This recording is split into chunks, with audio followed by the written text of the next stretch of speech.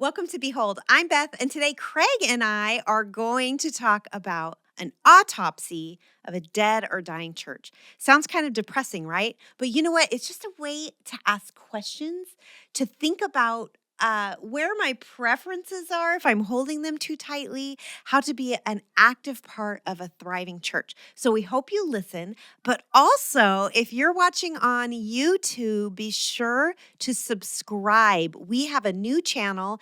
It is in the show notes. You can just click the link. If you're listening on Spotify and sometimes you want to pop over on YouTube, click that link as well. Be sure to share this with a friend, like, comment.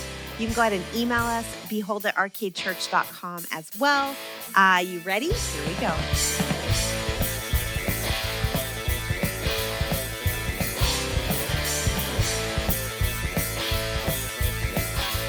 Hey, Craig. How you doing, Beth? I'm great. It's been a while. It has been a while. Welcome back. I'm glad to get back at it. You bet. Me too.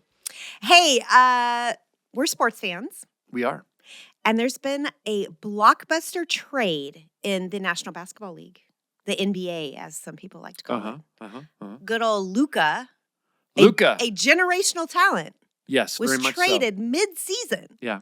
to the Lakers. I know. LA gets everybody. They do. LA or New York, they get everybody. They do. Yeah. They really do. Yeah. But this is a big deal.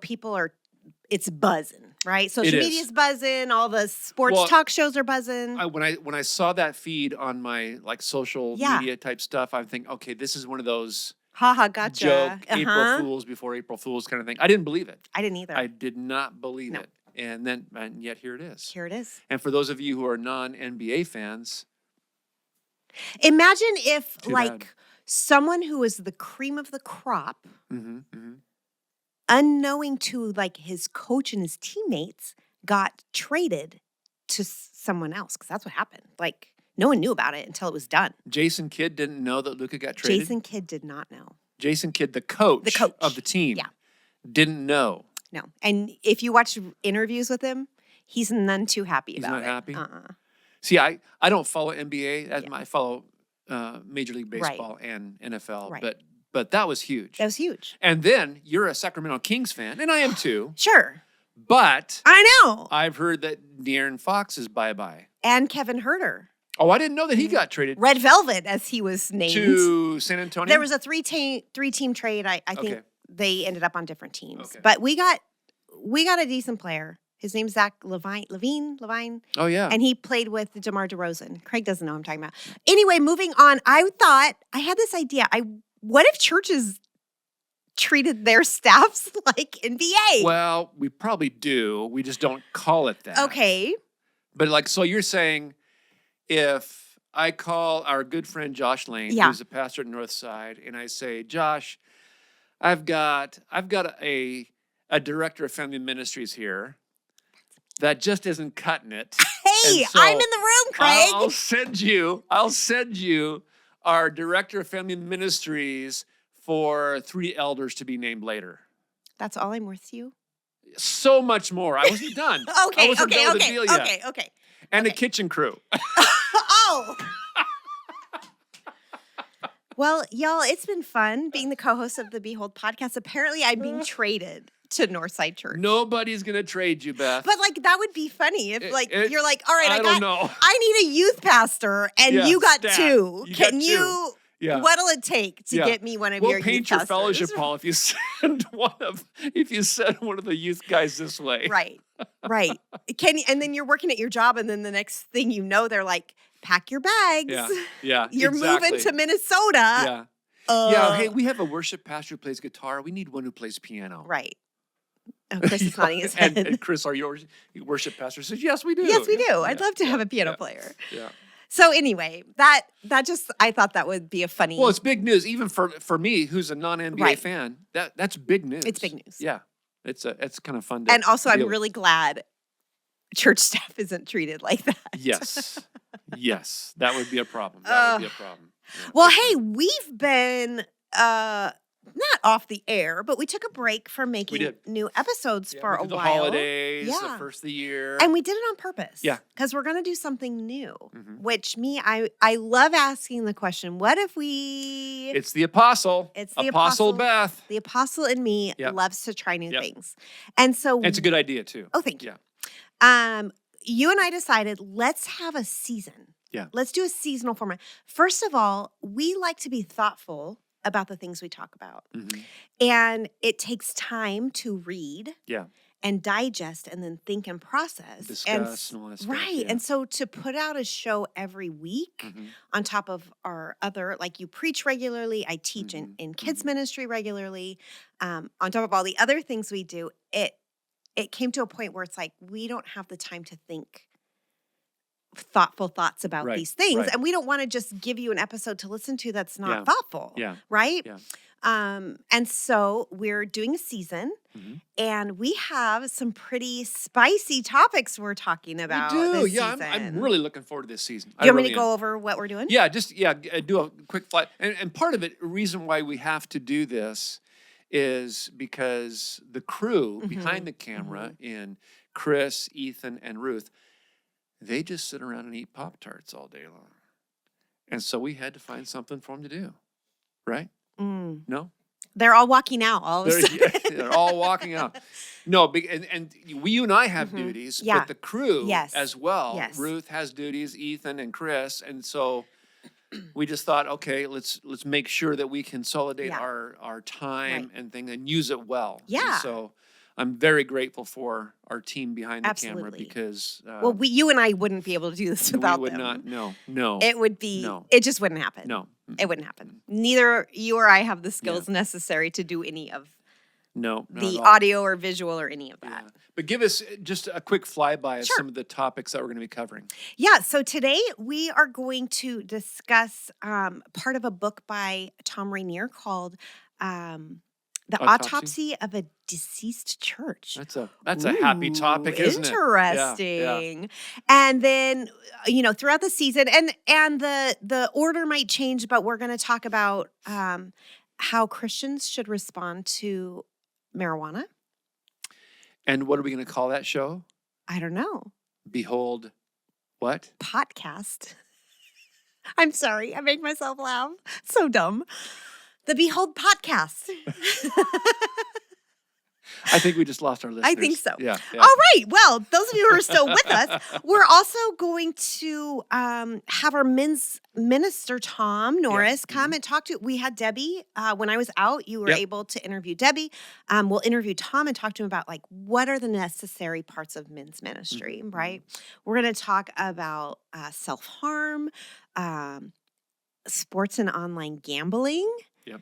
That's going to be interesting. We're going to have episodes about difficult passages in scripture that you read and you're like, what? How does this fit in, what I know of God and the truths about salvation and on and on.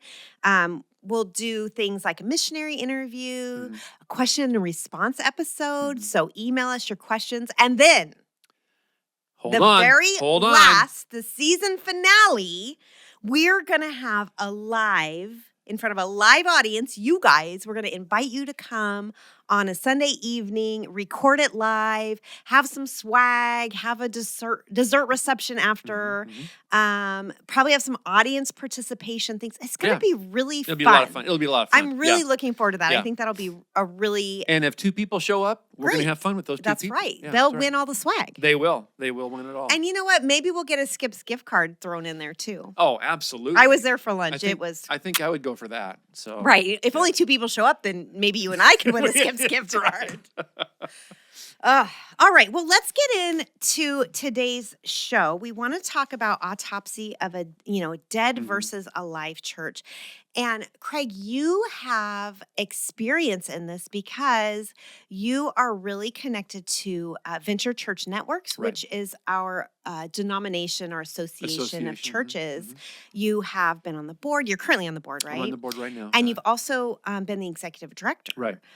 So heavily involved I think as long as I've known you, you've been involved in one way, shape, or form.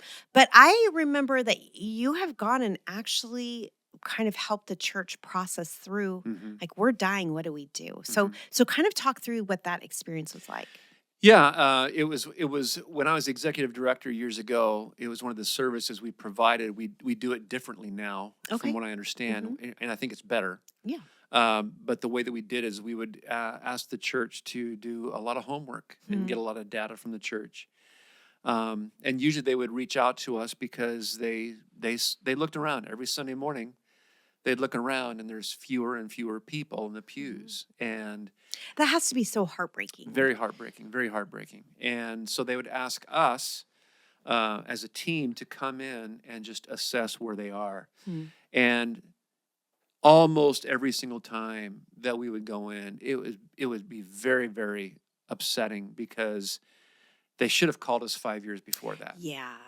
And one of the most difficult things I've had to do in ministry is to sit across the table from 5 or 6 people in their 70s or 80s who have spent their entire spiritual life in one church for 50, 60 years.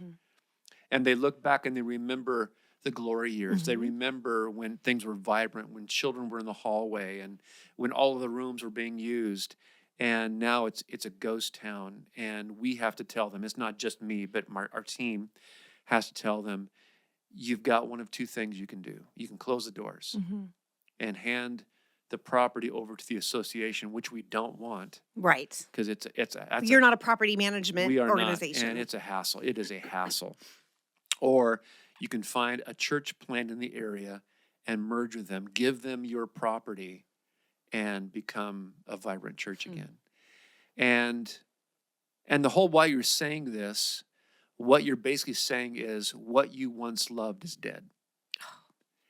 And that is really difficult for people to see. And I'm getting close to that age where I treasure some of the things that have gone on the last 30, 35 years. And for someone to say, that's over, and that's going to be a memory, and that's it. That is very, very upsetting to hear. Yeah. And every time, I think I had that conversation 5 or 6 times over the years, and every time there's just weeping, there's crying, but they understand. Yeah. And they understand that they should have asked the hard questions 5 or 10 years prior to that. And I don't want that to happen to Arcade. Right. I don't want Arcade 30, 40 years from now, when you and I are gone, to have someone who's here now and hear that, hey, listen, the Arcade of the past is over.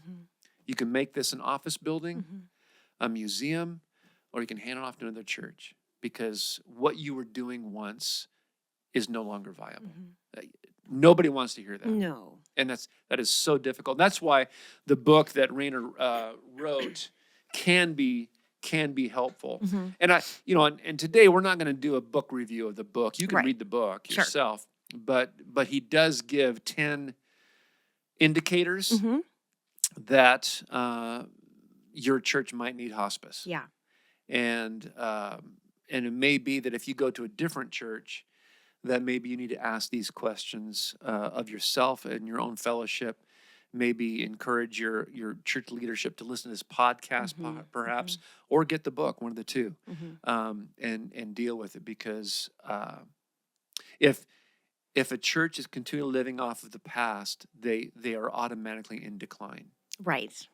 And so we've got to be very careful of that. Right. And looking at the past as the foundation, or the true way of doing things, or the only way of doing things, can include things like worship styles, or order of worship, what time you meet. You're super protective of your buildings and your rooms. And the only good pastor is the one who was here 30 years ago. Right.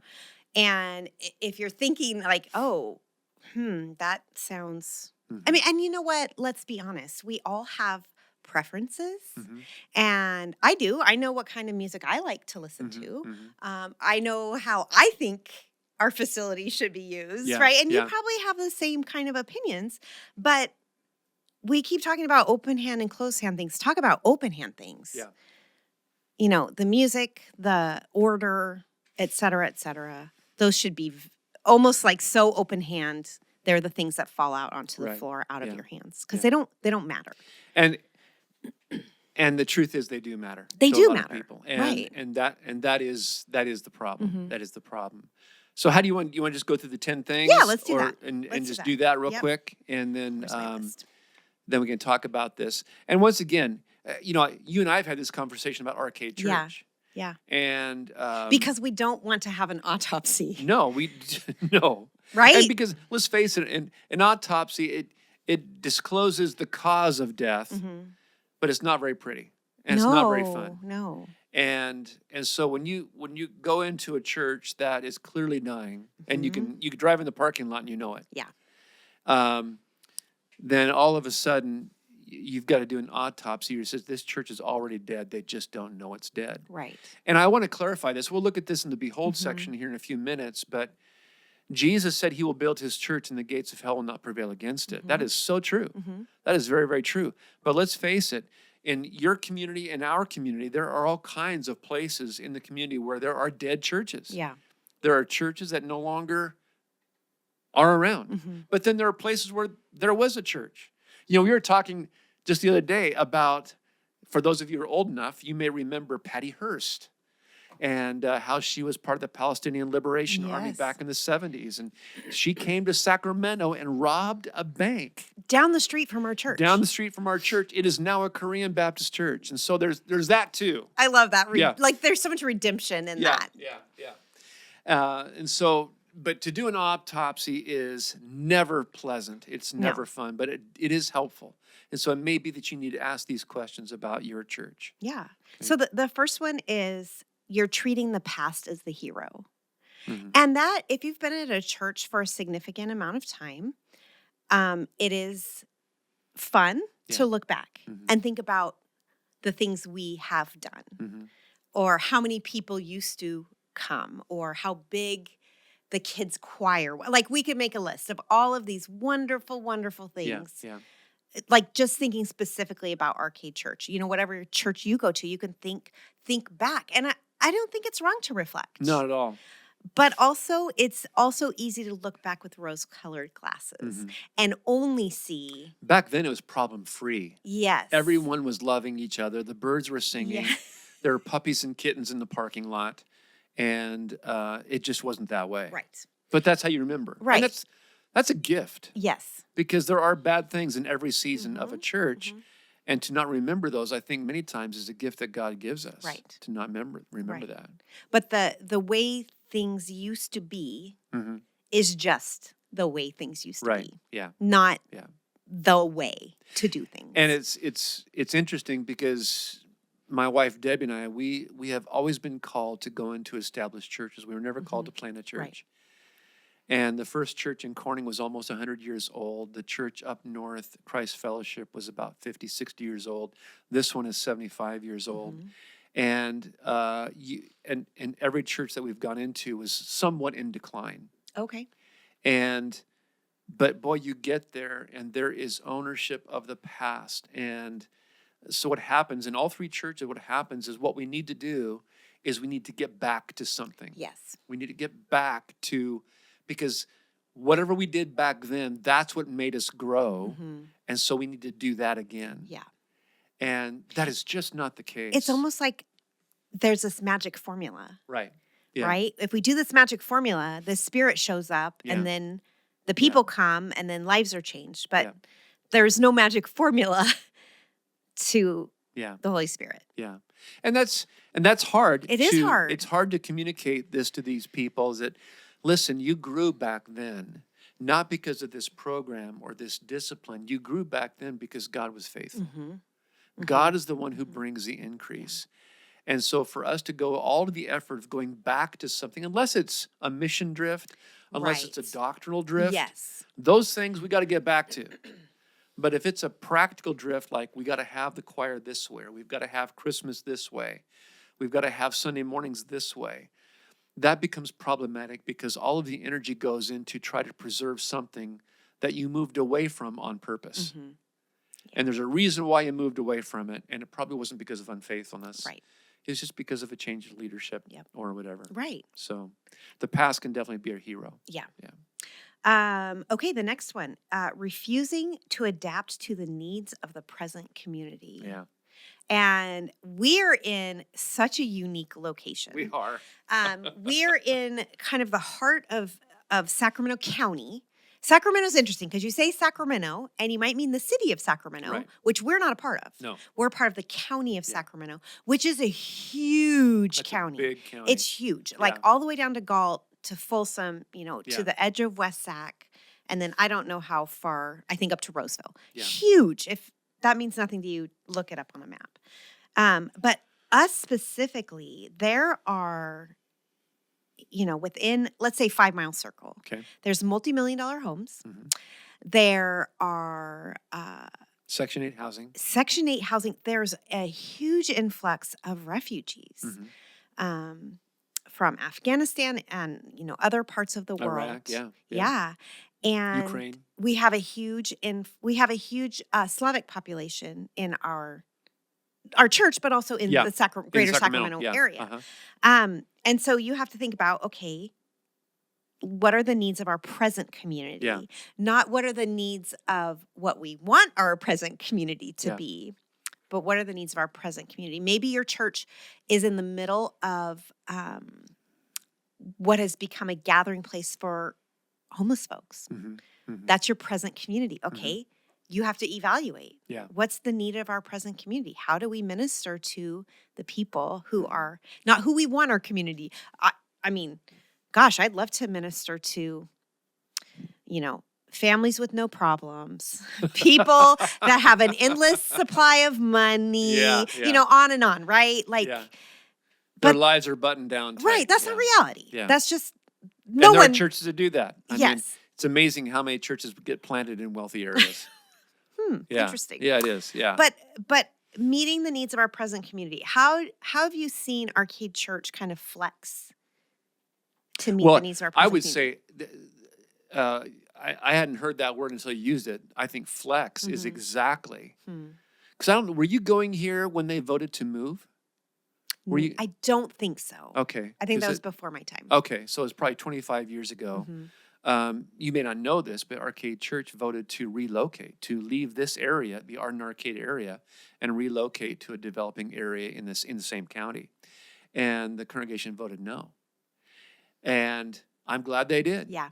I am really glad. I mean, it would have been great to go where it's at, but we planted a church there and it's doing really well. Yep.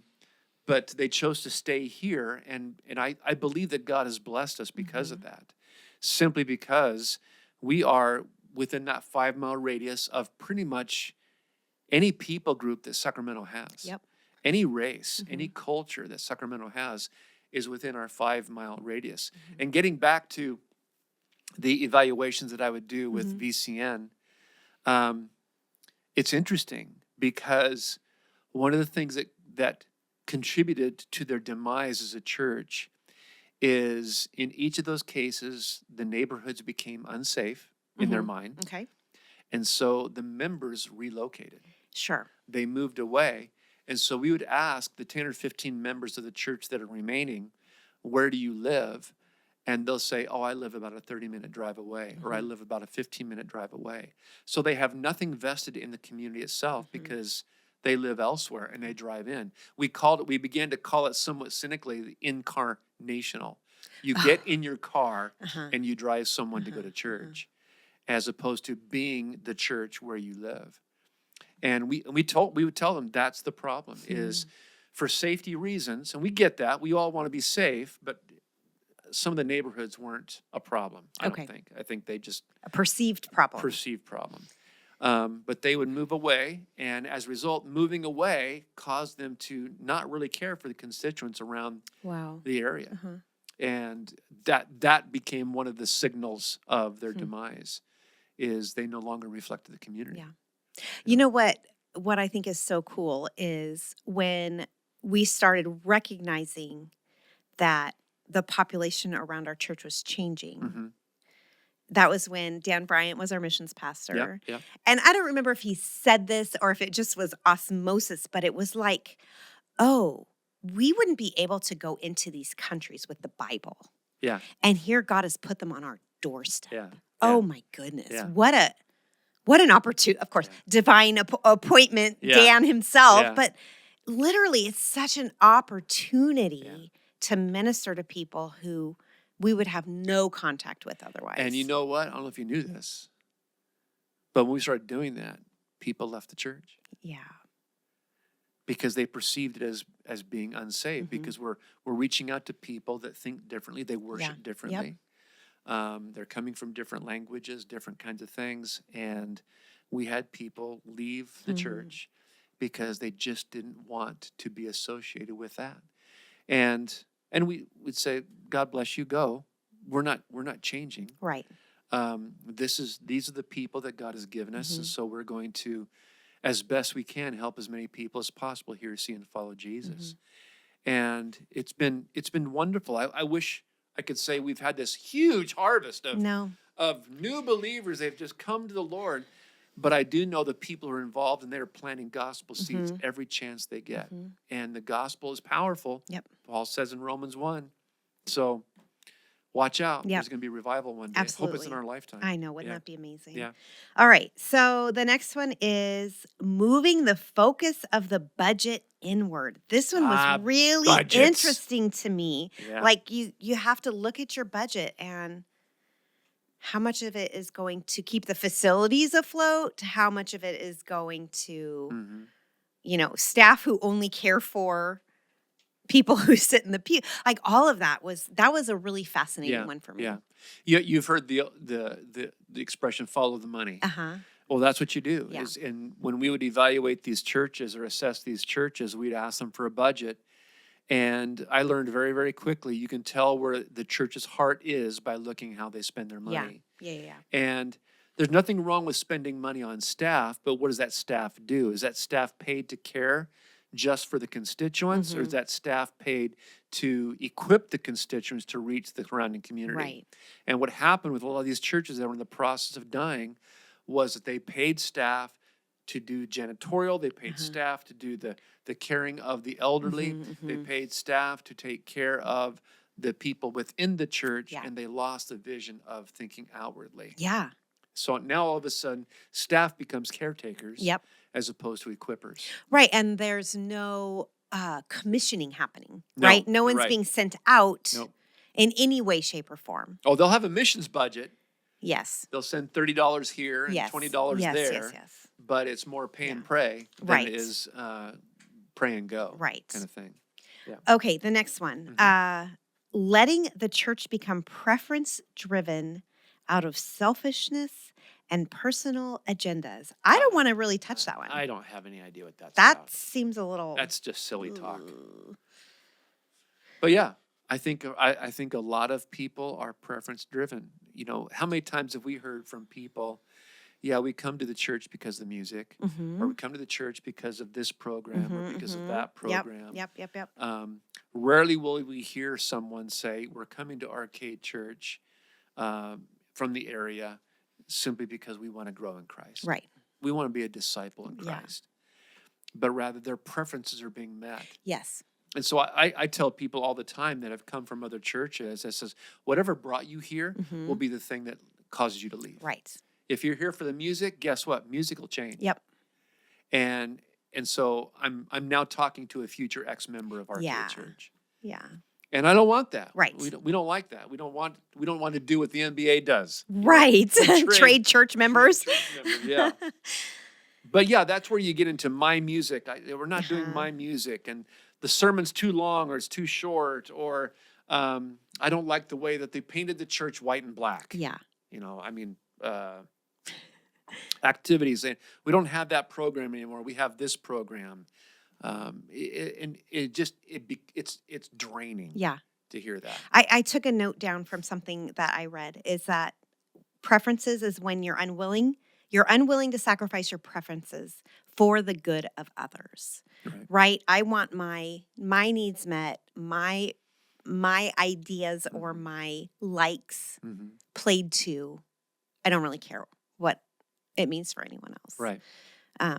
It doesn't sound very Christ-like to me. No, it's very American. is Yes, that this place yes. exists for my benefit. And Mhm. granted, here, talk about Arcade Church. Our music has changed. Yeah. It has changed, and my generation is kind of kicking against that a little bit, and I get that. I totally understand. Whenever I hear songs that probably you and I sang, because you Mhm. went to a similar church when we were children, yeah, it brings back really great Mhm. memories. I love those songs, but those are my songs. Right. And those aren't the songs of the next generation. And so I look at our church, and I look at our church the way I look at my grandkids. Did Mhm. you know I have grandkids? They're so cute. I don't really talk about a whole lot. About who? Silas and LJ? Yes. Oh, they're just amazing. But as a grandparent, I'm not going to sit there and make Silas and LJ listen to music that I listen to. Mhm. I'm not going to sit there and make them watch the TV shows that I grew up watching, Gunsmoke, Mayberry, whatever. Right. I want to sit and watch I'll sit and Mhm. watch Bluey with them. I'll Mhm. sit and watch, there's some kind of a French bear. I forget the name. It's hilarious. Does Chris know this French Dad, you know bear? it? It's in, huh? Yeah, it's in France. It's a animated, and it's a bear and a marmot, and they're always, and it's hilarious. It's just funny. I don't have grandkids, so. No, it's something else. I forget. It's Not Yogi not Bear. Yogi. But those aren't my shows. Right. But I'm going to watch with them. Yep. And that's what I ask the grandparents of Arcade Church is, listen, we had our music Mhm.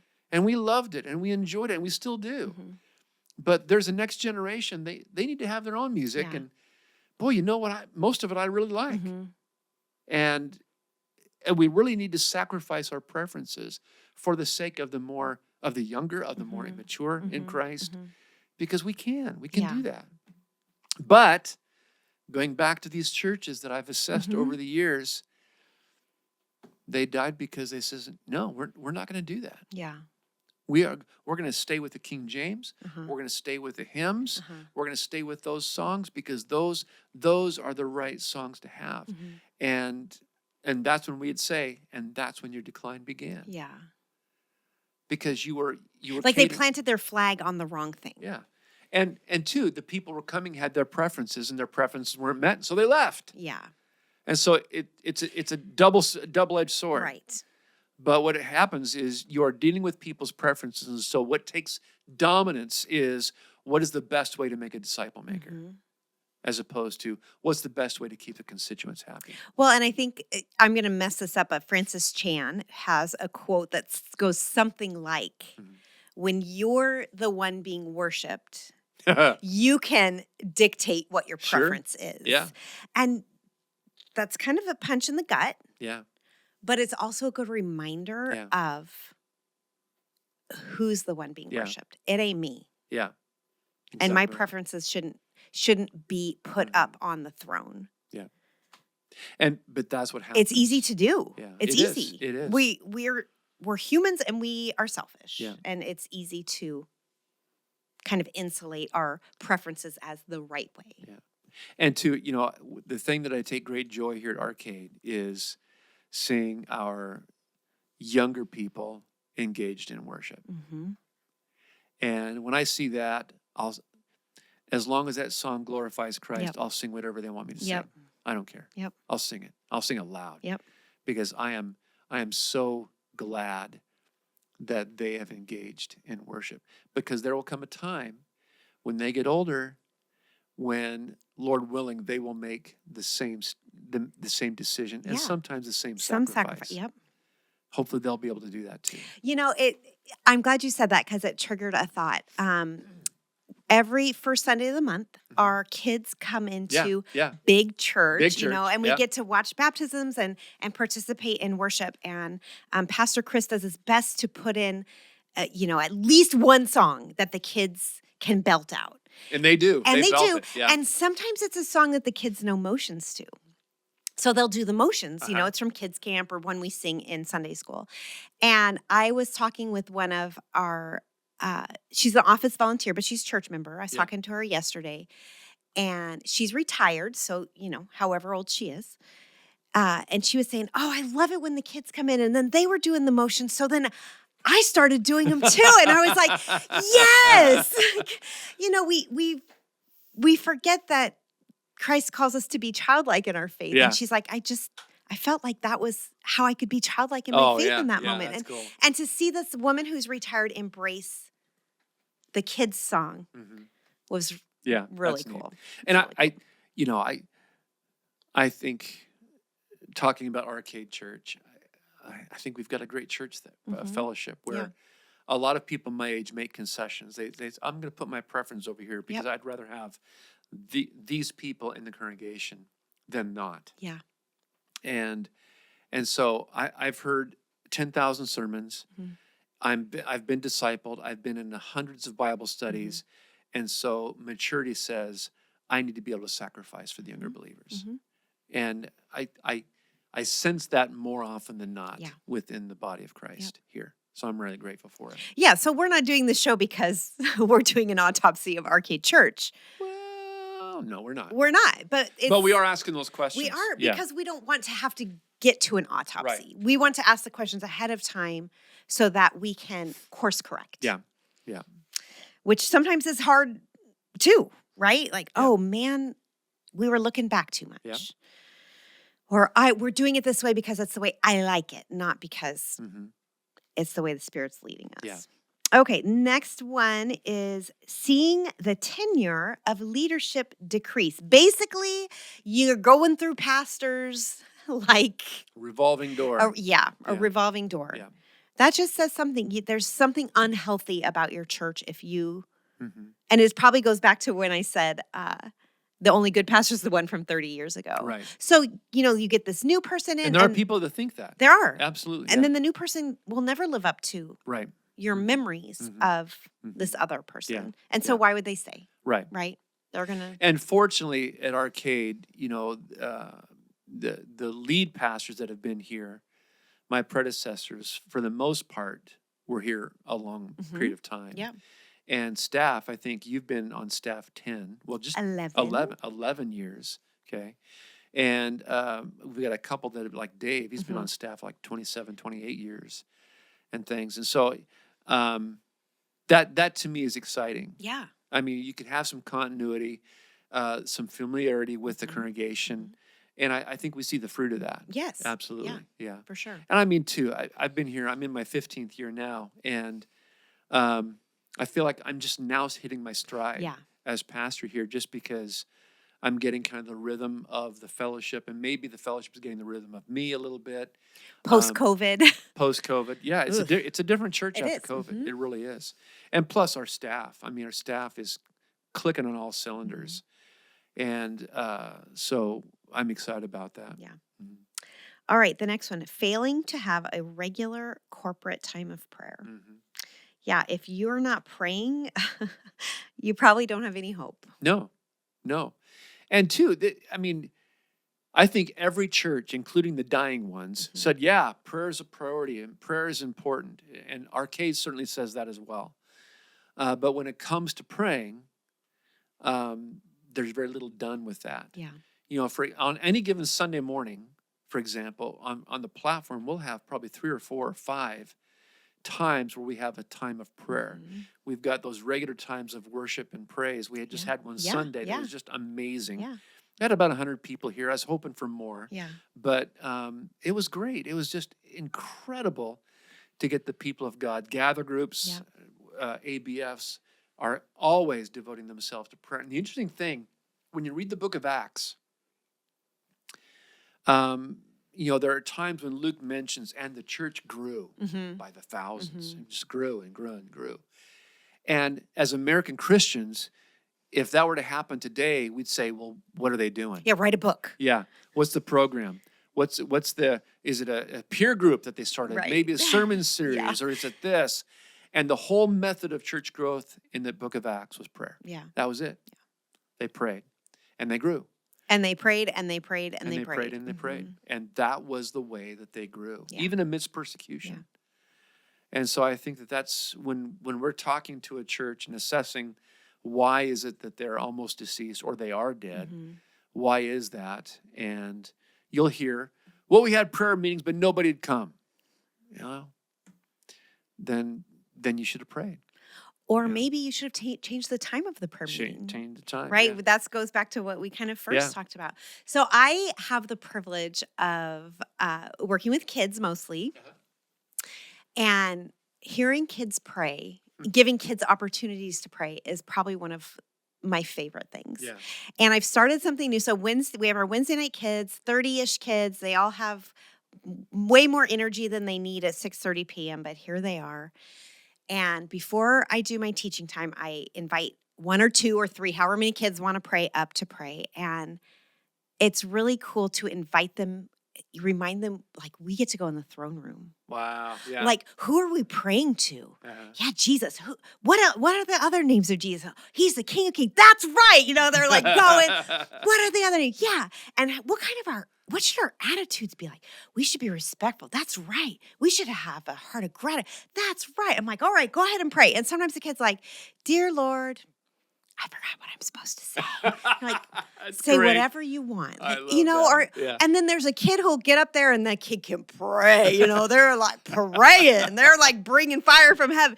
But how cool is it to be able to teach children that corporate prayer is just a part of who we are as followers of Jesus. Yeah, I'm so glad you do that, because that is making disciple makers. It really hope is. so. I hope so. I think one of the primary ingredients of being a disciple maker, the Bible's involved, but prayer is an act of faith. Yeah. 100% of the time. Yeah. And when is God pleased? When we trust Him.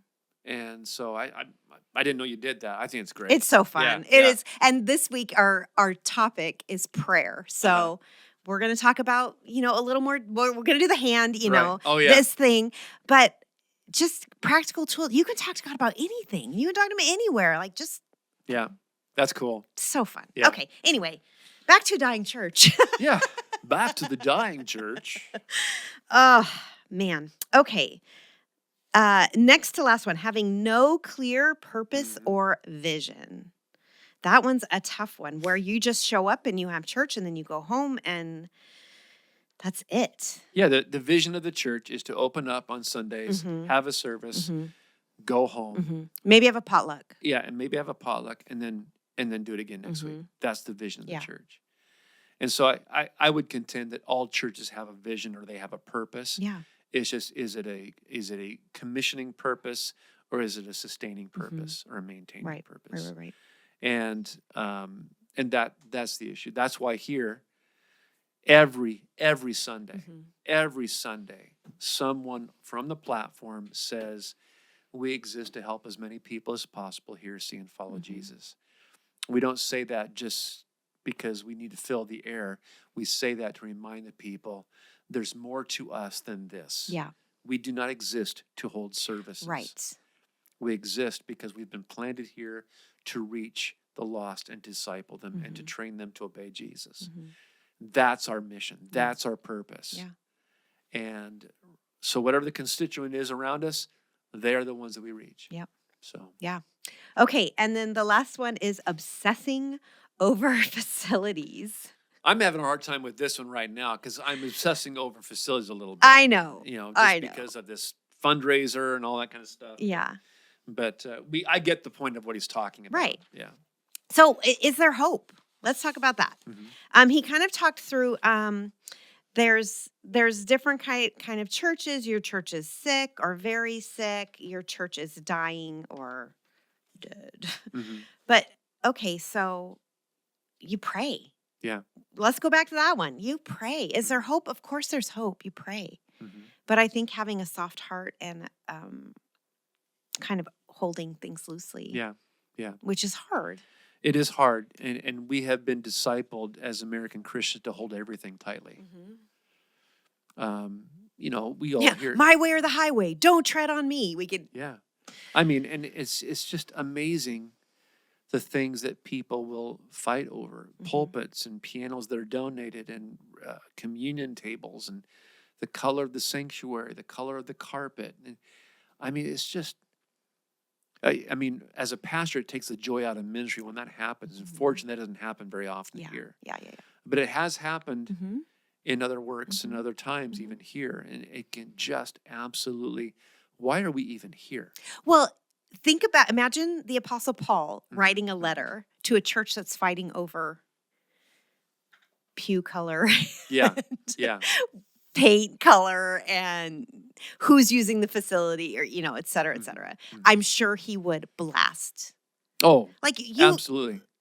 You've lost focus. Yeah. Where's your vision? Who's your? And if you were to come to a church in the Sacramento Basin that's dying because they've been focusing on the furniture, they've been focusing on the facilities, they've been focusing on their preferences, I think that he'd pin their ears back and says, "You mean there's 250,000 people destined for a Christless eternity all around you within a 10-mile radius, and you're concerned about the drapes. Yeah. You're concerned about the style of music, when all around are people who are dying, who need Christ." Right. And that should always put us in perspective for that. Well, and even, that's an American church problem. Right. We were blessed to watch a video from some of our missionaries who grew up in Brazil and are now in Mozambique. Yeah. And a cyclone came through and blew the roof off of their church. And they were like, well, our church started under a tree. I guess we'll just go back to under the tree. And Yeah. it's like, it's like you feel sad because their church lost their roof, but how refreshing to know the main thing, right? Ministering to Jesus and letting other people hear the word of God. Yeah, and so as an established church like ours, if we were to lose our building, if the government, for example, were to come in and says, "Yeah, you're no longer a church, Arcade Church is dissolved," what would happen? Right. I would like to think that, all right, well, we're not going to meet here, but we'll meet at William Pond Park, and I'll see you there at 10 o'clock. Right. Bring a lawn chair, Right. or whatever. Yeah. And I would hope that would happen here. And that's really, should we get to the behold part? I think so. Okay. I think that's really what Jesus is talking about in Matthew 16. I referred to it a little bit earlier in the love show. Matthew 16. Oh, yeah. And the funny thing is that Jesus and his disciples they are way up in Caesarea Philippi, way north. And Caesarea Philippi was the seedbed of idolatry. Oh, I didn't know that. Oh, yeah. I mean, they're just, evil, despicable idols. Just grotesque things would go on at certain times of the year among the pagans. And Jesus is saying these words in the midst of that region. Okay. And he's talking to the disciples, and this is where Peter confesses that Jesus is the Christ. And Jesus says this to Peter and to all the disciples, "And I also say to you that you are Peter, and on this rock I will build my church, and the gates of Hades will not overpower it." In that region, there was a cave called Hades. And that was the place typically where Pan, the god Pan, would come out once a year and do indescribably sexually oriented things with people. And there would just be this just debauchery massive orgy of people, of evil and things. And Jesus is saying these things in that vicinity. Oh, he's staking his claim. He's staking his claim. He says, "I'm going to build my church, and what's going on there doesn't stand a chance." Well, first of all, he says he's going to build his church on Peter. Yeah, right. Which is almost like, no. Well, what? The Catholics would like us to think that, but that's not what he's saying. He said, "No, I'm going to build my church on this. I'm going to build my church here." Yeah. And this stuff that's going on here is going to go. And I take that to be everywhere that we plant. Some people 76 years ago, they saw this vision of planting a church here because Sacramento was growing this way. Yeah. We've done that at Sun River. We've done that in Northside. We've done that in Antelope. We've done that in Rockland. And Brazil. And Ensenada. Yes. And in Mozambique with Wellington and Tachi. So we just keep on doing that. And a church that has that, keeps their eyes on the horizon, is going to continually prosper. Maybe not numerically. I think some of the most effective churches in the country are not mega churches. and they will be rewarded as such in heaven. They really will be. But we can rest with this. Yes. This is God's church. Mhm. He's going to build it. Yep. Nothing stands a chance. So let's do the work. Yeah. And let the keep your eyes on Jesus and keep going. Amen. And bring someone with you. Yeah, exactly. Grab a friend. Yeah. Awesome. Yeah. Well, we did it. Episode 1, season 5. What do you know? That was fun. Maybe we'll get 4 or 5 listeners now. Well, speaking of that, Oh, that's right. I'll probably talk about this in the intro, but yeah, we have our own YouTube channel now. We have our own YouTube. I never thought we're all grown up that we've become somebody. So that means subscribe. Yes. To our channel, right. Share it, like the videos, comment on them. But as always, send us an email, behold@arcadechurch.com. We get them and we read them. If you've asked a question, we haven't responded to it, we're probably saving it for our question and response episode, maybe our live episode. But other than that, be encouraged, be a part of your church, give, serve, look beyond your preferences and be joyful. Be joyful and be a light. Yeah, absolutely. Yeah. Okay, until next time, take care. See ya. Bye.